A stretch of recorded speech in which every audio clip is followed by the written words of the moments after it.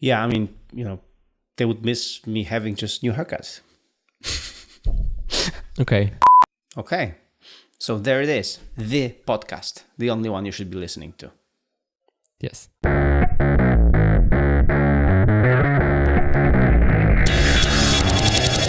Hello, I'm Radek. I'm Michael. And this is the podcast. A sounding board for interesting ideas and insights. We discuss books we want to share with you. As well as technology and productivity, which is what we do by day working on our app, Nusby. Or whatever else comes to mind.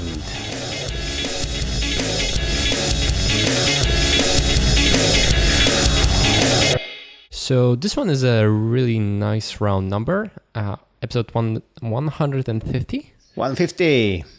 Yeah. Also, if you're watching this on YouTube, you can see that I'm in a different location than usual. Doing my regular semi-nomadic lifestyle, and normally we schedule podcast recordings around it. But just before the trip, some neighbors would not stop drilling, so we couldn't do that. So I took my mic with me, and this is a really fragile setup, so I hope this works. Yeah, but to prove your semi-nomadic concept, we have to be able to record this like this. So yes, definitely. Yeah, and actually, there's a really nasty but also minimalistic hack, because this microphone, this connects through mini USB, not micro USB like a normal person, mini USB. And of course, in my Mac, there's USB-C. So I'm like, I'm sure there exists a mini USB to USB-C cable, but that sounds like a combination so obscure I could only, it would probably be very expensive or very bad, and I would have to probably find it in China. And I have no intention of lugging another long cable. So instead, this is a big hack. I'm using the retractable micro USB to standard USB cable, which I have with me anyway. The USB-A to USB-C, like very tiny adapter, which I have anyway. And I got on AliExpress a mini USB to micro USB adapter, which is again really tiny. So there's just this one super tiny additional item, and I can connect this monstrosity to my Mac. So you have microphone, adapter, cable, adapter, and the Mac. Yeah, and it's not even a normal cable. It's this retractable thing. So this is fragile. Yeah, but speaking of adapters, actually you can do the same thing or similar thing with the same microphone with the iPad. Because I've been asked several times if you can record with this microphone on the iPad, and you can apparently, because there is a Lightning USB dongle, which I just bought. And this Lightning USB dongle connects to the USB cable to micro USB to the micro USB. The mini USB. The mini USB to the to this thing, to this microphone. So when I travel, I normally take this Rode mobile microphone, but I could actually take this one and record it on the iPad if I wanted to. Yeah, I never tried, but I also was curious about that at one point. And yeah, apparently iOS, sure, of course it has the APIs and the standard drivers to be able to use this. It's funny, but actually, since iOS is based on macOS, it actually even has Ethernet drivers. So it is possible to have an Ethernet cable to USB and then USB to Lightning adapter and connect this monstrosity to an iPhone and use wired internet on the iPhone. No, sir. It's even better. A dongle which I got is a dongle which has USB plus LAN Ethernet to Lightning. So I have a double combo. So I don't have to buy separate adapter. I have in one adapter, I have the LAN and the USB. So yeah, it does work, and it's crazy. When I just to think about it, I could connect my iPhone or iPad to LAN like through cable, like like in Stone Age. But yeah, it's possible. All right.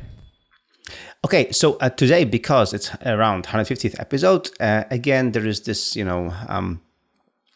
way for me to to think about, to have a review and maybe an episode about nostalgic episode about the 150 episodes of the podcast, and think about some questions that are in my mind about the fact that we are recording so much, and I have a few questions and few feedback items that I wanted to run by you. And as we recently started doing, like whenever I want to talk to you, I'll just talk to you on air, so it's more real, more natural. And on the other hand, I will talk to you about it anyway. So why not record it, and maybe somebody will find value in this. All right, let's go. Okay, so first of all, before I go to the big things. What I realized is that thanks to the podcast, I'm speaking slower. So I'm listening to myself. When I'm listening to myself, back whenever we post a new episode, I can see that, I can hear that I can speak pretty clearly and pretty slowly. But whenever I get too excited, I start Yeah. Right? Yeah, that's this is really annoying me. Like really, last time I was listening to our past episode, I was like, "Come on, Michael, speak up. Just don't repeat this. Don't no." And again, so what I have to say is that what I have to admit is that I have to try again to speak slower, more consciously, and most of all, really speak when I have a thing formed in my mind, and not just trying to say something and just stopping like this, right? So the nice thing about podcast form is that it is edited, so you don't have to fill in the empty space in the air with your sound. You can stop, think, and express a full sentence. Yeah, but as you know me, this is not really in my nature, right? So I admire when you can do that, when you just stop, you pause, you think again, and you say it again. In my case, I'm just repeating myself like crazy. So yes, I need to, take lessons from you. And whenever my, thought process is not properly formed, stop, think again, and say it again. But the good thing was that I met at some point on a conference one of our listeners, and he said that he was listening to us at double speed. So if he's listening to me at double speed, it means I'm speaking slower, because otherwise it wouldn't be possible. Yeah. So that was the first thing. Second thing, I wanted to ask you if we shouldn't think about, because we went from like 30-40 minutes shows to like almost an hourly show. And I'm thinking maybe... Did we? Yes, we did. Recently, I was, because whenever I'm reposting our show, it's like 50 something minutes always, and most of the times. Last time was 49, which was great. So what I'm saying is that maybe we should think about a little bit limiting ourselves and just making sure that we stick to 30-40 minute window and not just take it too long, because we still want to do the frequency thing. So we want to make sure that we post every week, or in August we will post every other week. But having a 30-40 minute show maybe would be more beneficial to whoever is listening to actually catch up. Yeah, that's true. I'm trying to find a list of all of the episodes, but I can do that real quick right now. I think we always were more like 40 something minutes than 30, but maybe we are getting longer. 49, 48, 56, 53, 64, 38, 53, 52, 50, 55. All right. I'm getting the point. Okay. We can try to limit ourselves, but on the other hand, it very much depends on the topic. Sometimes we have so much to say that it's like on one hand, I see what you're saying. It's easier to digest the podcast if it's shorter, and it's easier to attract people who are not used to listening to long podcasts or who like to listen to podcasts in one go. Because there's a ton of podcasts which are like 2 hours long, and we're fine with that. But for many people, I've heard the opinion many times that if they can't listen to it in one go, like they're not going to listen to a podcast in like in chunks, right?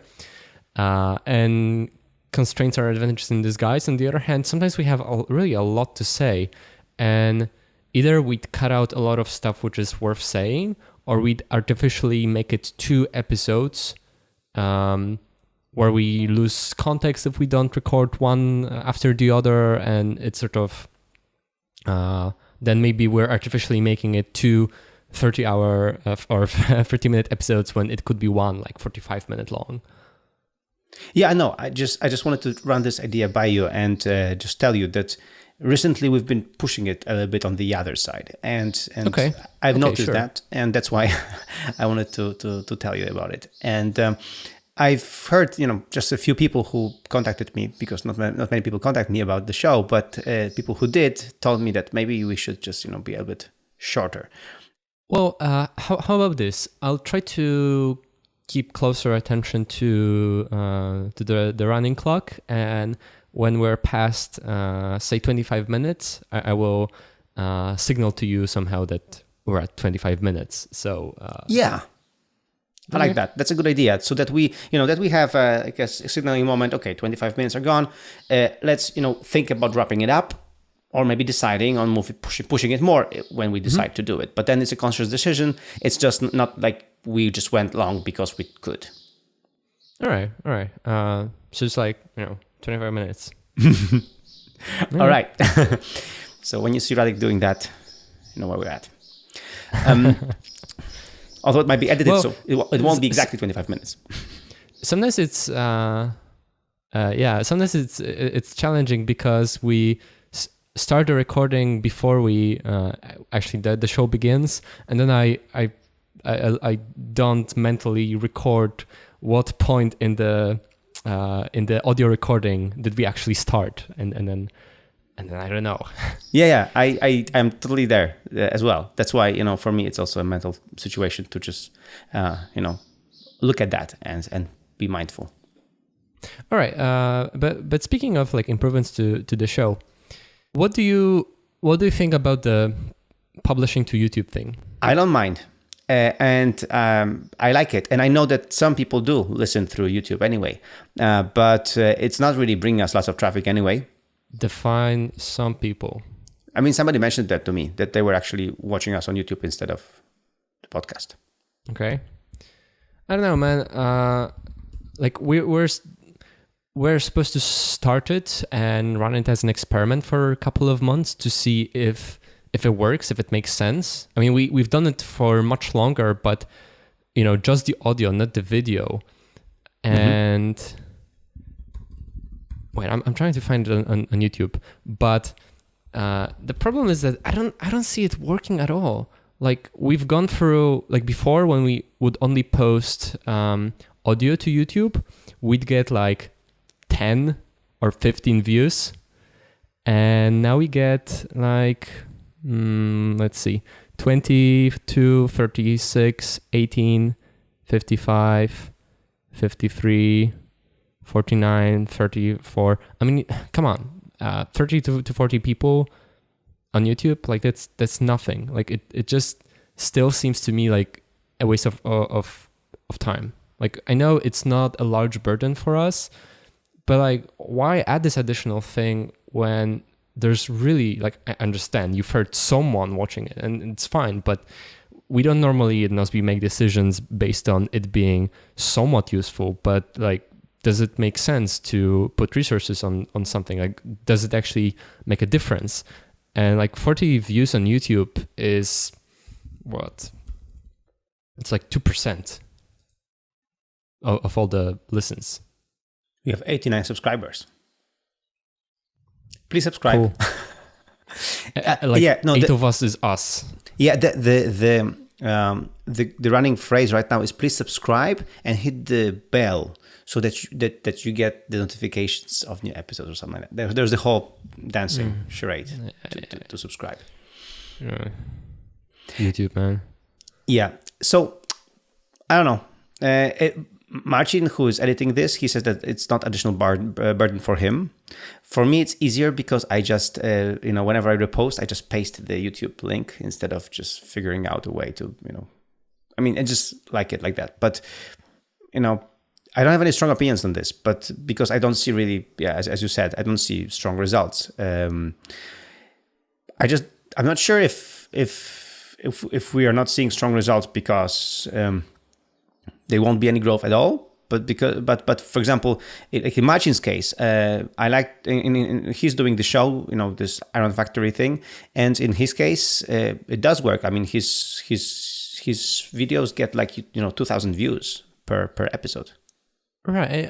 I know that it works for him, and I know it works for some podcasts, but like we're completely undiscoverable on YouTube, like because of the kind of topics we talk about and the name of the podcast and all of it. Like, it's extremely unlikely that someone would stumble upon the podcast by accident on YouTube. It's also like against the sort of idea of podcasts to watch video. I mean, you can if you want to, but I mean, like, the whole idea is that it's in audio form, so you can put on the headphones and do something with yourself, right, while you're listening. And I bet that a large chunk of those views come not because of someone's conscious decision that they want to watch it on YouTube because they prefer it that way, but because there's a larger tap area on our website and or your blog with the links to the podcast, and it's like people almost accidentally watching it on YouTube. But I don't want to have people not familiar with podcasts just sit down in front of their computers and open the podcast. I want them to put on their headphones and do something with themselves, listening to us, because that's what I think podcasts are about. That's the strength of this medium. Yeah, I mean, they would miss me having just new haircuts. Okay, right. That's the strongest argument I can give you right now for the YouTube. Yeah. On the other hand, they will also not see my messed up hair, and it just would be more comfortable not to record video of ourselves a little bit. Yeah, we can drop it. We can just go back to the thing we were doing anyway. So, for example, what we can do is, instead of just having this channel at all, what we can do is post on Nozbe channel whenever we see each other. So so make it just really special and not have a dedicated channel at all, because then it would be this would make for me the most sense if we dropped YouTube at all. Exactly, that's what I think. That I like that a few times a year that we are in one place, we record actual like video of us sitting next to each other doing the podcast. I'm completely fine with that, but that's because that's a special occasion, right? That's not a regular show. It's a special show. And then posting it on the Nozbe YouTube channel gives it greater visibility because, okay, not a ton of people subscribe Nozbe on YouTube and not also follow us on other channels, but still it has greater visibility than the 98 subscribers, 8 of which is ours, us, and 20 of which are bots and spam. No, on Nozbe we have, I think, 4,000 subscribers, so actually there is exactly audience there. Yeah, but then I would not do it half-assed. I would just then completely remove the podcast channel and just drop it. Yeah, that's what I would prefer to do, to be honest. And again, couple times a year, post it to Nozbe YouTube channel when we are in one place, and then like make it special. Okay, we can do that. If any of our listeners have a strong opinion about this, please email us. Please email us. In the meantime, 150th episode is the last one that you'll ever see. Until we meet again somewhere. Yes. All right. So that's out of the way. Yeah. Now, the ongoing problem with discoverability of our podcast has always been our fantastic, special, magical name. That's true. Although we're not the podcast, we're now the podcast. So when you search in a podcast app for the podcast, and there's a couple of the podcasts, we're not just one of the podcasts, we're the podcast on the top, at least in Overcast. Yeah. And iTunes. But on many other places where people would search for podcast, for the podcast, they wouldn't find us at all. So I'm thinking, I mean, we just did some tests, I think, on that really, it was really hard to find us. So I was thinking that, I wouldn't change the name, but I think I would challenge you, or maybe the listeners, to find us maybe a subtitle or something that would differentiate us from just the podcast, because that's the only name that we are promoting. Yeah, that would make sense. I would have to. Okay, I don't have my iPhone on me, but I'm not sure I've seen a podcast with a subtitle for like the whole series, but that would make sense maybe, like in terms of searchability, because if someone is looking for us specifically, I don't think they'll have problem finding us. I'm just trying to test this for a proxy server, but I think if you Google the podcast, then we will be on the first spot. Or not. Well, okay, this doesn't work. Never mind. I'll check it later. And if someone is not looking for us, but we just want to be visible, then would that help? Or would it be easier to find like specific episodes on specific topics? I don't know. I don't know. It's hard for me to say, really. But anyway, something to think about. And anyway, if any of listeners have a feedback on that, or are listening to other podcasts and would tell us if we can increase our visibility by adding additional, name, subname, subtitle, or something like that, I would be happy to hear some thoughts. Yeah, same. Okay. Another thing is the statistics that we've been trying to in the beginning, we just didn't care at all about statistics. Later, we were just measuring downloads, but apparently measuring just downloads doesn't make any sense, because it's lots of fake listens, or just pings to the server or whatever. And apparently, when you measure downloads through, what are we doing? What are we using? The Blueberry. Yeah. Blueberry, yes. Then the statistics are not. Blueberry sucks. Statistics are really bad. I mean, it doesn't. It just tries to, as far as I can understand, tries to really find unique listens.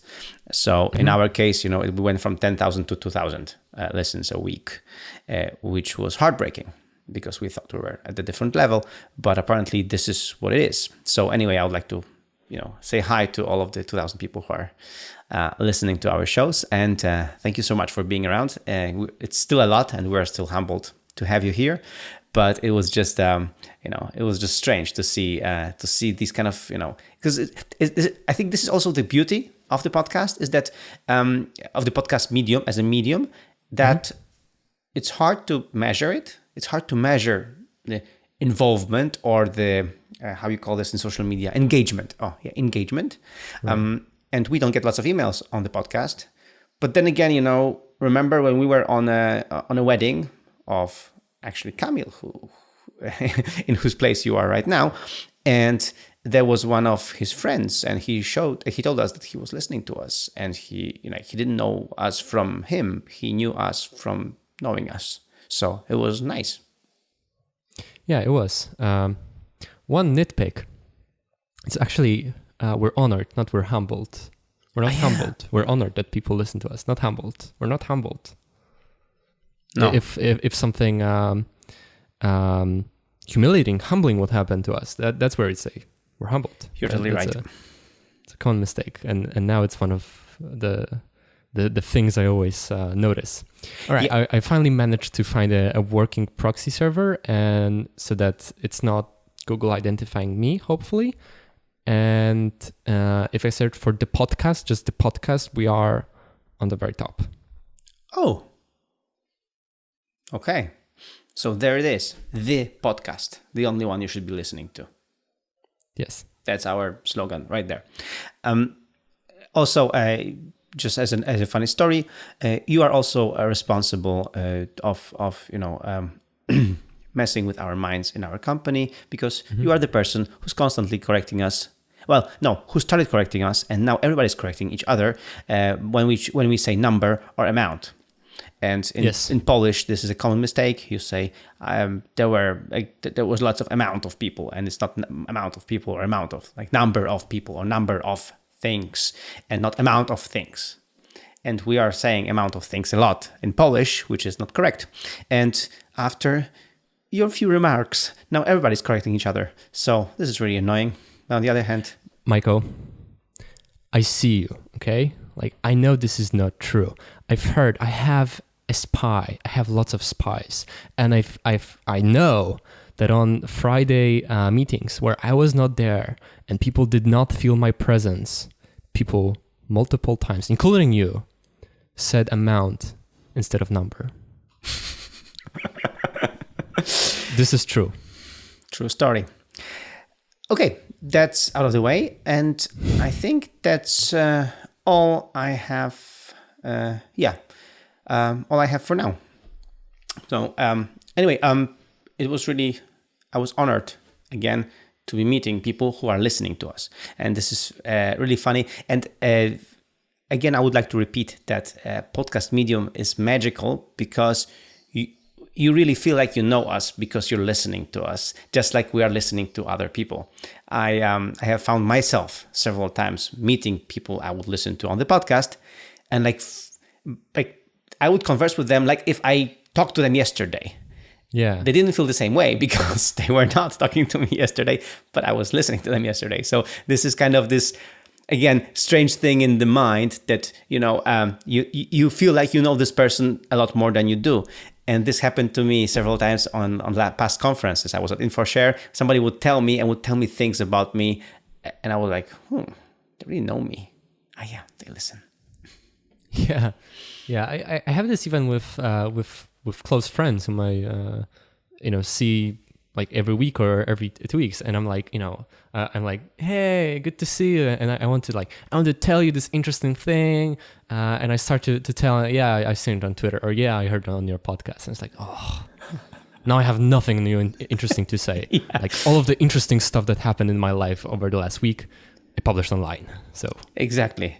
So there is another lesson for you, for everyone, to don't publish all the interesting stories online, because then it is much better ever since I mostly stopped using Twitter, because the most interesting stuff is often on the podcast, like most interesting sort of shareable thoughts. But first of all, that there's often there's a large queue of topics to talk about. So sometimes I have the chance to discuss it in person before they can listen to it.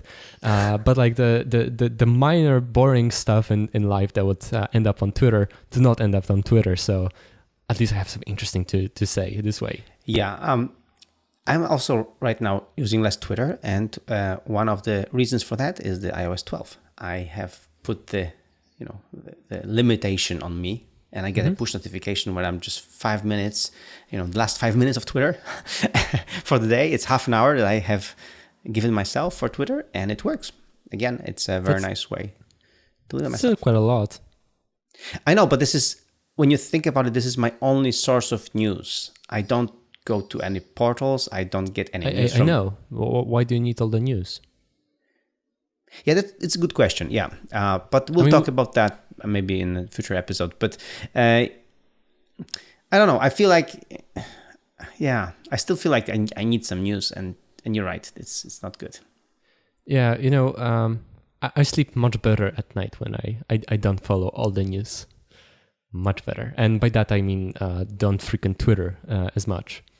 And we talked about it. I suggested it in the past that you should try. I mean, I'm just saying, just try. Like, you don't have to commit to it for the long term, but just try quitting Twitter for 2 weeks and see how that makes you feel. Because for me, that was something I didn't expect. I expected to have a short Twitter detox, and now that's been a year. Yeah, I have this thing which I also have to stop. Is when I have moments where I'm like on Twitter not for 2 or 3 days, but then this Twitter completionist it wakes up in me, and I want to like just complete my Twitter timeline, which is ridiculous. I should just forward to the one of the first, just swipe a little bit, and that's it, and give it up. So yeah, there's still room for improvement here. Yeah. I would suggest try dropping it for 2 weeks, but even without that, I would suggest also something else. Like the app limits are good, but I think the what we did with Instagram works much better, because I don't think the time app limits are enough. Because so what that I would put on myself, say 10-minute limit a day of using Instagram, if I would still check it like 20 times a day for 30 seconds, just because it's compulsive. I think the same thing is true with Twitter. Time limit is one thing, but another thing is, do you really need to open Twitter more than 2 or 3 times a day? Like you can have another app or a workflow to post on Twitter, like to like write only if you feel like that's what you need. But you don't have to open Twitter more than 3 times a day unless you're on a conference or something like that. But then again, we come to this the same thing, that even though you put yourself a limit, and this limit is fake, you can go around this limit. Like you're still like, okay, I'm done then. Because like in Instagram case, I know I can go to Instagram anyway. I don't have to use the workflow, right? But I'm not doing it. And the same goes with Twitter. I had a session in the very morning to just browse a few things on Twitter and to catch up, because I wasn't there 3 days. Again, completionist. And after that, it's the moment was gone. The half hour was done. I was back on my iPad just working, and then this compulsive behavior, I wanted to go back to Tweetbot. Right. But it was grayed out with an hourglass icon. And I was like, I'm not allowed to go on Tweetbot anymore. Okay. And I just went back to work. So, this kind of, and although I can just tap and just ignore, but this fact is there, it's already useful. All right. So we're like 30 something minutes in. Do you want to experiment and just cut it here? Or do you have something else in mind? Yeah, I would just want to tell you that, you're a happier person because you don't need so much news. You're also a happier person because you don't really care for football. And I do care for football. Our national team just lost.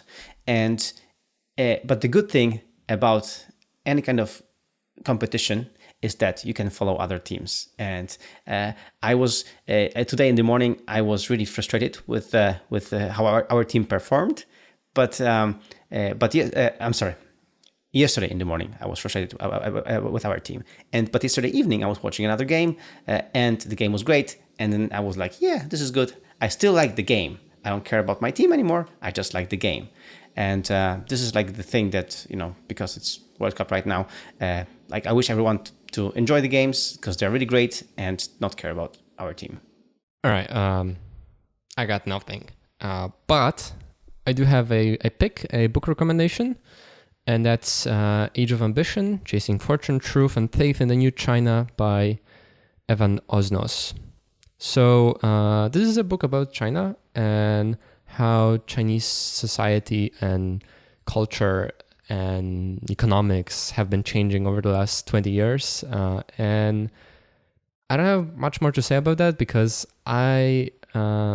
that's the first long form thing I would read to learn more and understand China better. So I don't want to say something stupid, but I did enjoy the book. It's quite long. There's a ton of really fascinating stories and shows China and life in China in a very complex way.